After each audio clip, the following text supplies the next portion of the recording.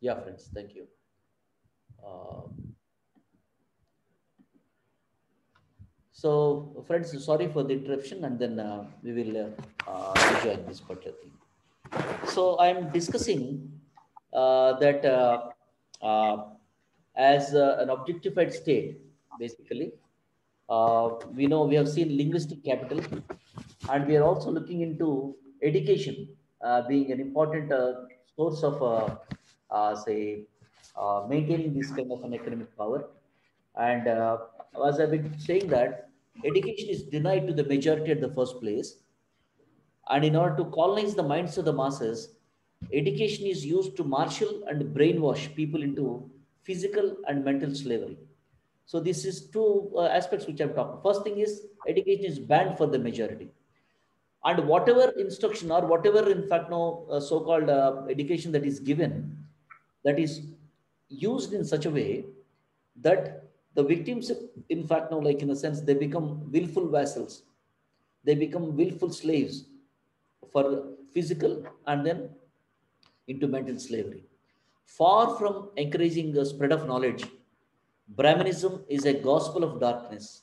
This is what Ambedkar says. Brahmanism as a gospel of darkness. Ambedkar declares, I quote, never has society been guilty of prohibiting the masses of its people from acquiring knowledge, unquote. He, of course, goes on very, at length to explain this, how only in this Brahminical society that the majority are banned from knowledge, actually. And he wonders how this kind of a banning of the masses, basically, like in a sense, it creates a cultural capital to the minority. So now we'll see at the institutional level. So when we look at the institutional level, Brahmanism creates social legitimacy of exploitation. It creates the social legitimacy of exploitation, and the unproductive and the parasitical groups corner of the surplus production and labor uh, as a matter of right and then say no privilege. So what we see is basically loot is being say understood as a kind of a say, what do you call a loot is understood as a legitimate kind of a thing. Uh, so therefore, friends, hello, am I there? Yes, yes, we can hear you, sir. Could you see me? Yeah, yeah, we can Oh, see you. oh, then fine, thank you. I can't see myself in here. Yeah. So, uh, what I'm saying is the productive part of the society, who are called, of course, as Shudras, in fact, no, Nati Shudras are destined to be dependent. I quote that these rules have twofold significance, spiritual as well as economic. In the spiritual sense, they constitute the gospel of slavery. In their economic significance, these rules put an indirect economic interdependence on the Shudra. He is not to serve himself, which means that he must not strive after economic independence. He must forever remain economically dependent on others. This is what Dr. Ambedkar, in fact, says in volume 3, which is called Philosophy of Hinduism. So, therefore, friends, what I'm just trying to understand is that here that we're trying to say, explain here is that the privileges and benefits enjoyed by the minority which are called so-called upper caste, they are projected as the legitimate rights, but not as unjust exploitation. This is a very vital kind of a cultural meaning that the system gives to the majority people. See, the loot is being, the loot and siphoning of the resources is being glorified.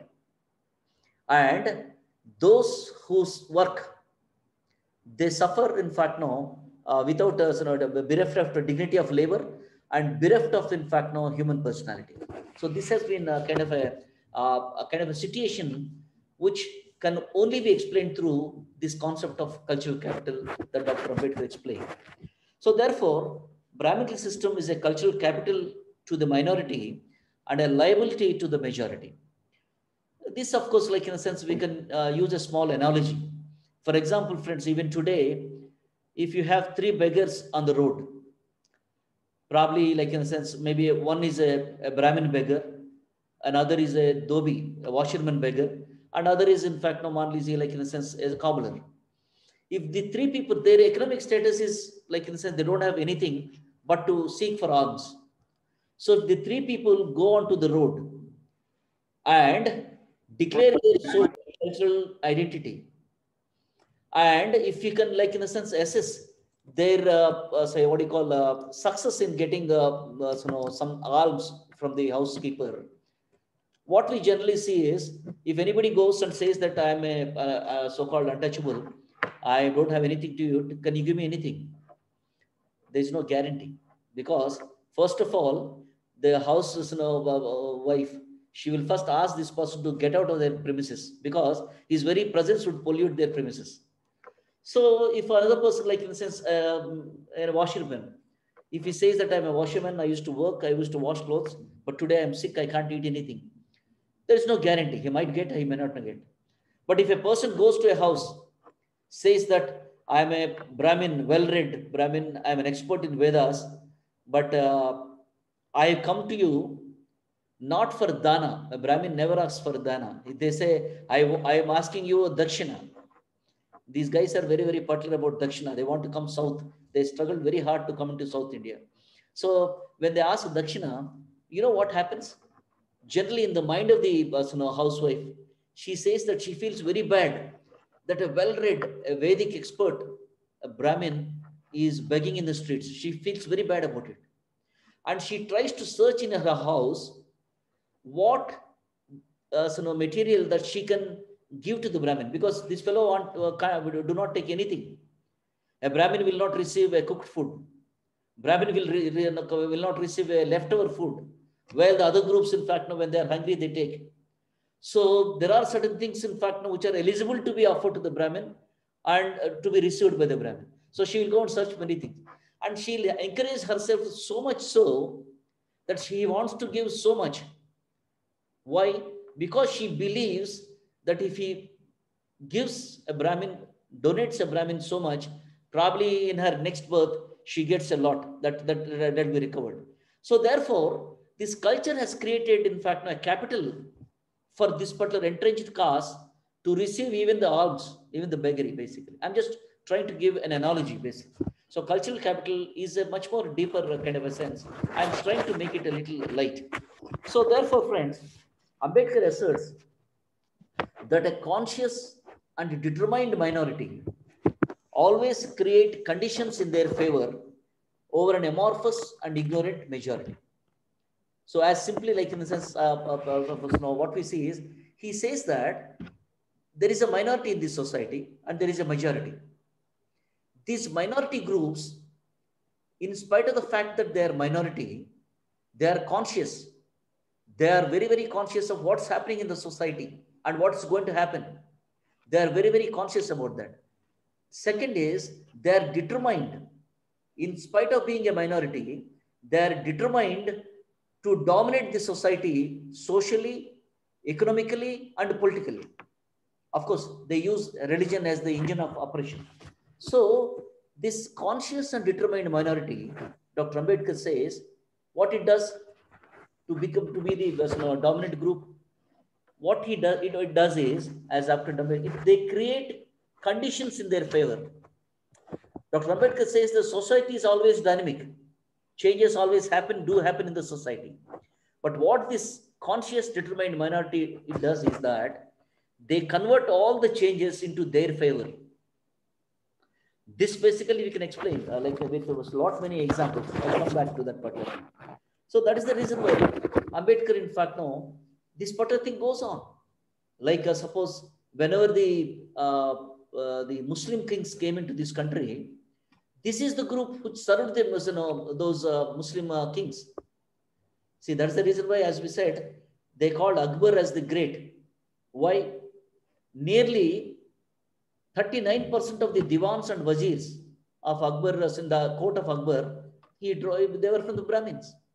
So they have supported him. They have glorified him. Right? So therefore, see, this is the kind of a, they were there. Of course, when the British came in, these are the people who took education, English education from the British for the first time. They're the ones who got benefited by the, what do you call, when the British allowed, say, Indians into civil services, which is called Indian Crown Service. They were the ones who got benefited from, say, other kinds of employment. They were the first to enter into the judiciary, modern judiciary.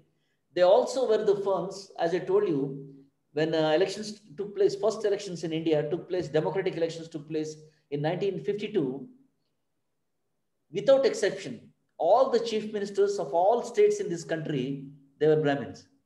68% of the ministers, both from the central as well as the state cabinets, they are from the same section. So that means this is a conscious and determined minority, which has been converting, say, changes in their favor. We will look into those things. And Dr. Ambedkar, in fact, now very well understanding about the cultural capital of these minority entrenched castes, he sought for the reorganization of social, political, and economic relations in Indian society. And by ushering democracy as a revolution, he said, in his own words, he said, I quote, democracy is a form and method by which revolutionary changes are brought in the social and economic life of the people without bloodshed, unquote. That's exactly what Ambedkar was emphasizing. Democracy in this particular country, in this particular, in fact, say society which is dominated by the Brahminical ideology and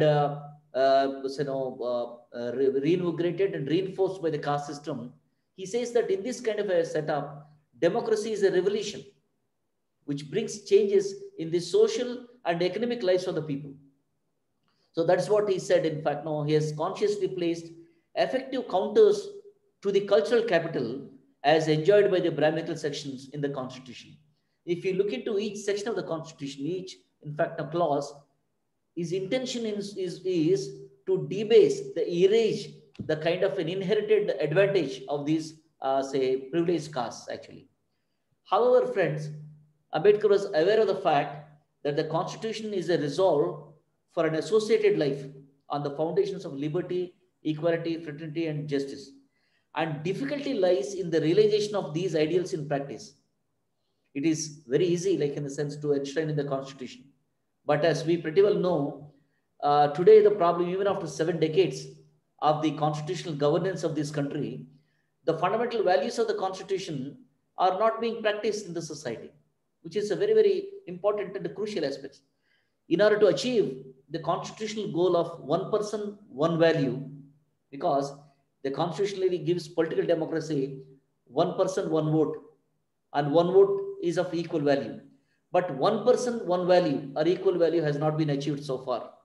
All the three facets of democracy, the political democracy, economic democracy, and social democracy must be achieved.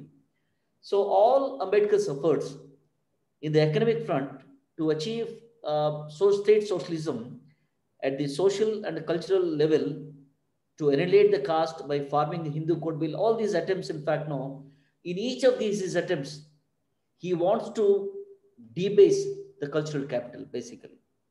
But we know pretty well, my dear friends, there is a continuing tyranny of these twin enemies. Ambedkar declared that Brahminism and capitalism are the twin enemies of Indian society. And today we see there is the continuity of these particular twin enemies. We know that the democratic ideals are yet to find a ground among the citizens of India. The unmitigated contradictions of the society have been reinforcing cultural capital of the entrenched caste. This paradox is explained by Ambedkar as the incompatibility of ideologies. And I quote, he said, Indians today are governed by two different ideologies. Their political ideal, set in the preamble of the Constitution, affirms a life of liberty, equality, and fraternity. Their social ideal, which they follow every day, embodied in their religion, denies them, which of course he very clearly said. So friends, I would like to, in fact, now bring you a kind of I'll just try to share you some PPTs so that how this cultural capital is continuing even today in the so-called 21st century and the so-called life of LPG, LPG, not the connection, but the disconnection, which has been called as a globalization, and which otherwise today, of course, people still talk about globalization. And my pertinent point is globalization, in fact, now has gone. Today, we are in the phase of post-globalization period, which I've been very clearly talking about actually. So, but caste affiliation and then affinity are the secret understanding by which members of entrenched castes help and benefit each other by using the resources of the state, which are meant for the whole society. That's what we are talking about. Siphoning of the resources very silently. We know pretty well a Brahmin still acts as a conduit of knowledge. They alter and mediate knowledge for their ends. They still control the cultural capital to access information. They continue to possess the ability to use newer forms of knowledge. If you see any newer forms of knowledge, suppose, for example, maybe 2 decades ago, these information technology, it was very, very new to India actually. And we know pretty well who are the first recipients of such knowledge. If suppose we say nanotechnology is the latest, if you look into people who are the first to grab that particular new knowledge, they are again the same section. If you look into any kind of a newer knowledges into the society, these entrenched castes would be the first to access those things, mediate those things, and then mold them into their favor. And if that particular new knowledge is passed on to the other sections of the society, they become the conduits. They are the ones, in fact, no, they are the first recipients of the new knowledge, and they pass on it to the other sections of the society. So that's the reason why, like in a sense, what we see is computers specifically are machines. After all, they form a type of objectified cultural capital. They're simply objects actually, and the ability to use them is an embodied type of cultural capital over which the entrenched castes gained initial access. This is the research by Emerson and Froh in 1998. They have very clearly shown, in fact, now who are the recipients of the knowledge of computers and information technology and who have been managing it actually. I'll come back to that. Friends, after opening up for the public superintendence over the natural resources or the national resources in the name of LPG, conditions they turned too favorable for these entrenched castes to convert the cultural capital into financial capital. So what happened with globalization?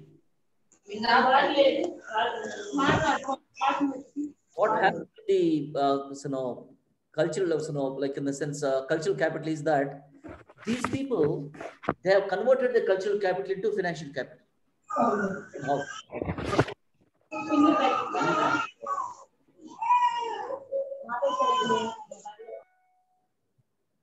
Yeah. So, how it happened? The booming economic growth in India is attributed to the success of the service sector. We know all the service sector, of course, this also comes as a computer, which today contributes more than half of the country's GDP. Okay. As well as major foreign exchange. Sumitra Sen, in her 2010 volume, she shows how the service sector, in fact, now has taken over the producing sector. The most promising fallout of globalization for Indian economy, it has been limited to these sections, these entrance sections that control the cultural capital. Several studies, my dear friends, I can quote you several studies on the software industry with regard to who controls the software. Even if suppose, for example, in the Bangalore software industry, I can quote at least 25 research, social science researchers with regard to who are the ones who are controlling those, say, software industry in this country, IT industry in the country, who are managing, how recruitment, how networking, how team management and team building, they take place. Caste becomes in fact a very, very important issue here. That has been very well exposed, exhibited by many of the researchers. I can quote few researchers here. Several studies reveal that never in Indian history have there been so many entrepreneurial and managerial Brahmins as can be seen in the software industry now.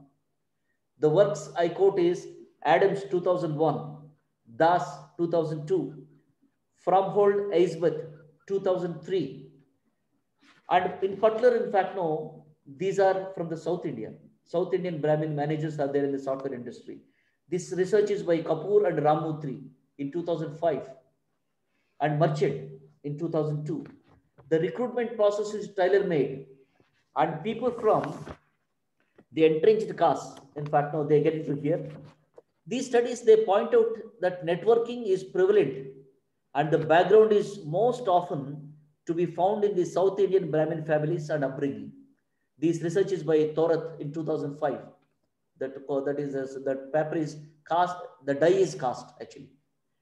And a study on technical and scientific manpower indicates that the lower castes are represented much below their share in the population. This research, in fact, is conducted by Satish Deshpande, 2007.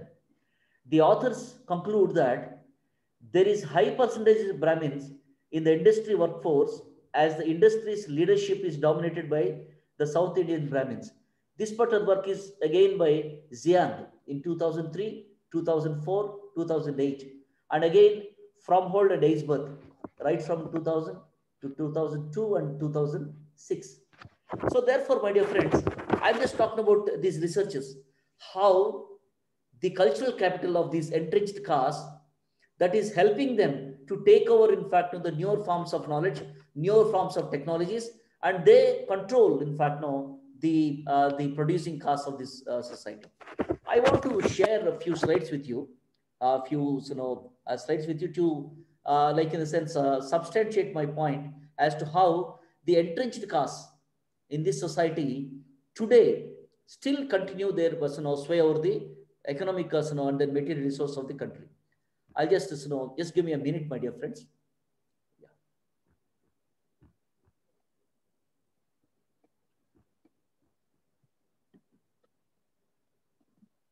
Yeah.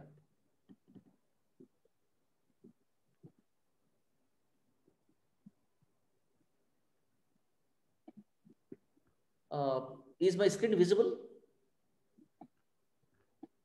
Dr. Pedratha, is my screen Yes. visible? Yes, sir. Yes, sir. Could you see the first slide? Caste factor network? Yes, we can see, sir. You can make it in full slide mode, sir. Okay, sir. I'll do that. Yeah, yeah. I Thank you. will show, make it a slideshow then. Is it visible now, sir? Dr. Subhasharya? Yeah. Yes, yes, it is quite visible now. Good. I just want to share 4 to 5 slides just to make my point very, very emphatic. So this is a slide, in fact, no, friends. It has, I have drawn this particular data from the Hindu Daily, 18th of October 2018. This particular research, in fact, now the source is by Ipsos, a research foundation supported by Bill Gates and Melinda Gates Foundation. So their research is into looking at cost factor network, as you can see.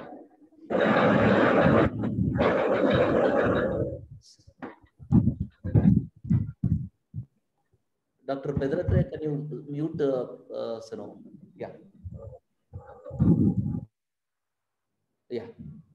So if you look into the slide, friends, the categories, caste categories are grouped as scheduled castes, scheduled tribes, OBCs, and others. Others naturally, in fact, no, they are from the entrenched caste. So what we see is these occupations which they have been occupying today, they are into elementary occupations actually, which which definitely get unskilled kind of a thing. If you look into the first kind of a this thing where their average monthly income varies between 4,000, 5,000 like that. In the unskilled elementary occupations, you will see the scheduled caste dominating it.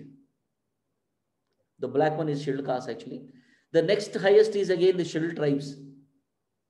Then OBCs and these entrenched castes, so-called, in fact, no, the entrenched caste, they are very, very low in these elementary occupations. When we move to the next skilled agricultural fisheries or these skilled kind of say jobs, which in fact no draw them a salary over 5,000. Here we see scheduled castes are less. The scheduled tribes, because in fact no, of their advantage in of their cultivation, other things and all, scheduled tribes in fact no, they take over. And next you will see the OBCs and then entrenched castes actually are of more or less the same thing. But friends, when it comes to the plants or machine, that means in fact no machine operators, other things and all, you will slowly see the scheduled castes and scheduled tribes going down. The OBCs and others, they're represented in the same way. Now you see the senior managers, officials at manager level. These are in fact no the kind of white collar jobs which draw from more than 30,000 plus and all. You will suddenly see the reversal of things. The entrenched castes, they dominate over here. Of course, others in fact no, they receive. Then you will see the technical and associate professionals. Again, you will see the scene in fact no getting reversed. The entrenched castes almost they dominate this particular scene, and others in fact no, are represented less. Now you will see the professionals of the highly paid kind of a job, 20,000 plus. That may in fact no go to even those who draw 3 lakh per month or even 30 lakh per month in the IT sector. All those people in fact no here you will see the entrenched castes in fact no they dominate, completely monopolize. So if we look into the next slide, actually, I want to show this particular slide. This slide, in fact, now has been, this is published in Live Mint. Of course, you see the 2016. Here it says, the upper castes have the highest share in the white collar jobs. Now, in the previous slide, we have seen that the white collar jobs basically are dominated by them. But again, we'll see much more detail. I think so. You can see this slide. The general, of course, general in the green, excluding the Muslims. The yellow is the OBC, excluding Muslims. The gray one is the Muslim kind of thing. Blue is scheduled caste, and of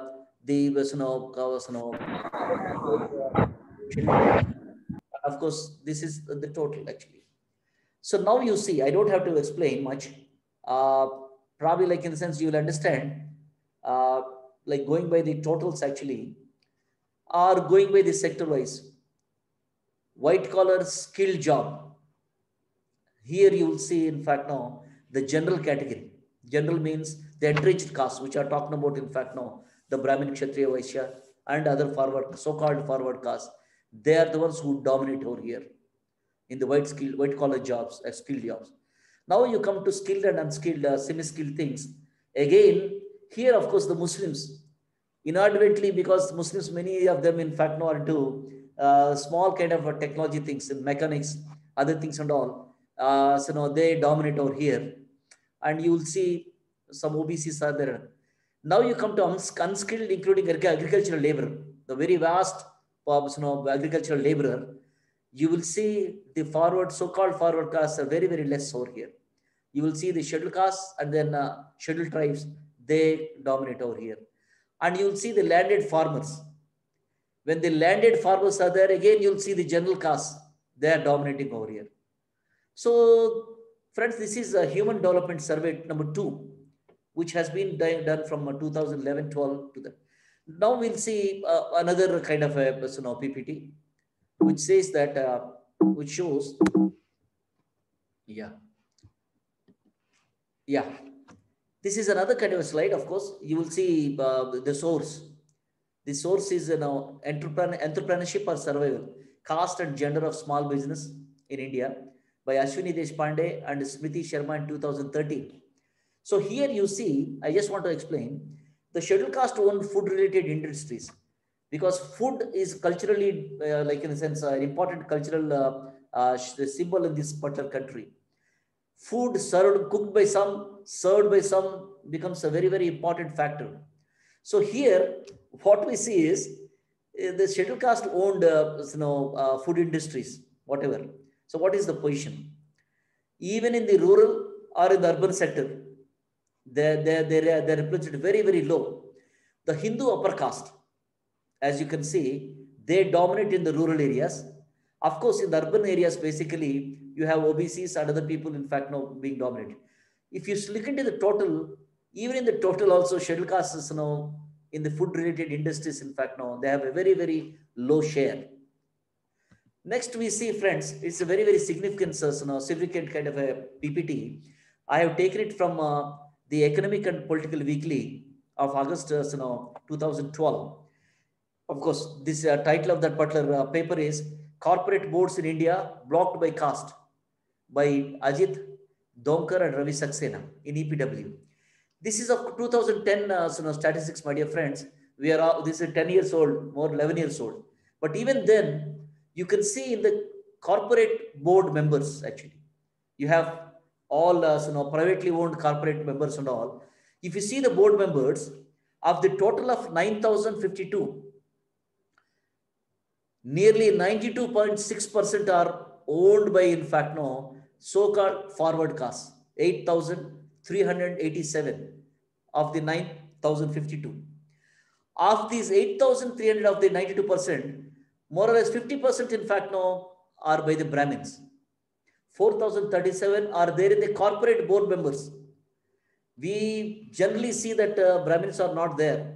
But today you will see in every financial institutions, or every, in fact, no, banking sector or any other finance sector, you will see these entrenched castes completely monopolizing 92.6%. And then, of course, equal number, in fact, more or less are the trading caste. The Brahmin and Baniya, that's exactly why Dr. Ambedkar said, the Brahmin and Baniya, they are the ones, in fact, no, who control the economy of this country. Even in 21st century, friends, I'm talking about. Ambedkar was talking about 1930s, but he was a kind of an economist par excellence. He was saying that Brahmin and Baniya, they rule the economy of this country, and even today it testifies the same. And if you see OBCs, they're just 3.8%. And scheduled caste, scheduled tribes put together, they're also just 3.5%. This is a kind of a glaring, in fact, no, statistics, which very clearly shows that who are, in fact, no, like ruling the corporate governance of this country. Friends, it is those who hold the cultural capital, they still do that. And now you see this particular slide, I have taken it from the Oxfam India Inequality Report. Here I call it as Brahminical capitalism, the drain of wealth from the Bahujans to the Dvijas, the entrenched caste. I want to just show, my dear friends, in 1991, 10% of these so-called Dvijas, they control 51.6% of the economy, total economy of the country. And the same very people, after 2 years, 2002, their control increased to 53 point, almost 54 percent. In 2012, another 10 years later, their control rose to 62.5, and by 2019, the same 10%, they control nearly 77.5% of the economy. By 2020 and 21, my dear friends, this must be really gone up. That's the reason why it shows richest 1%, just 1% of this country, they hold over 51.5% of share of the wealth in this country. And most of these people, almost all of them, are from those castes who control the cultural capital. The same report tells us, of course, the bottom 50%, they're mostly Bahujans, they hold only just 9% of the total assets in 1991, which came down to 5.3, 9% came down to 5.3% by 2012. So very, very clear evidences as to how things are going on. And of course, the Suresh Tendulkar committee, they see whenever governments, in fact, they try to manipulate, economists, in fact, they try to manipulate and they try to underestimate the poverty. That is the example which I try to give here. And then, yeah, this is with regard to the political power. Representation of social groups in the Union Cabinet from 1952 to 2014. I could have given you, in fact, no, 2019 as well. But of course, this slide, I'll have to work on this slide actually. They are also available. So here, my dear friends, as you can see, the upper caste Hindus or the upper middle class Hindus, they dominate these union cabinets right from 1952, my dear friends, as you can see. And their dominance is complete, very, but too much from 2014, especially when the present government is in power. And you can see Muslims as the minority, they used to be 12% to start with, and they started reducing to 10.7, and again they rose to 12% in 1966, where Indira Gandhi was the prime minister. Then, of course, it got down, and now if you can see, they're very, very minimal actually. Okay, and other non-Muslim minorities like Sikhs and others. And if you see scheduled caste and scheduled tribes, my dear friends, right from the beginnings, in fact, no, they have been very marginal, 4%, and then in fact, no, they may have risen to 7.8% in 1971, and then they started to get dwindling down, just 4.6 in 2014. Scheduled tribes also in the first, for 5 union cabinets, not a single scheduled caste is there.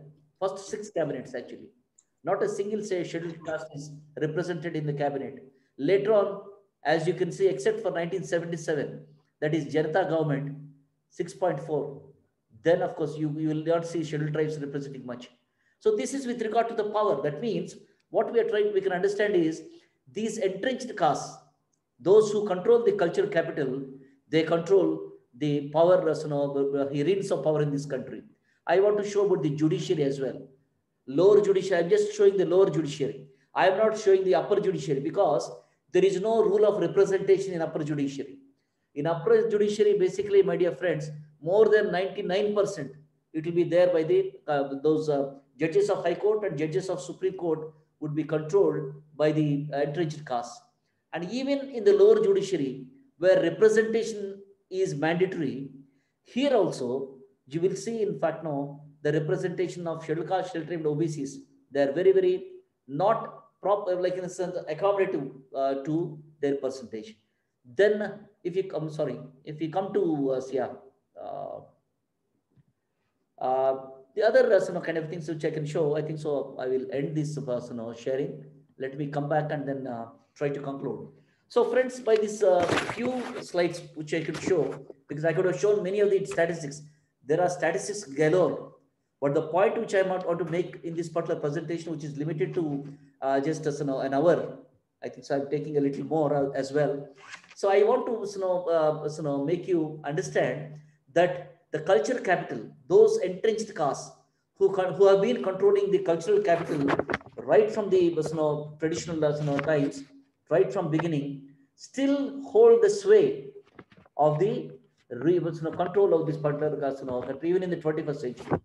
So therefore, friends, if you look into the other resources, vast tracts of lands, they have been doled out to the private individuals actually, unbridled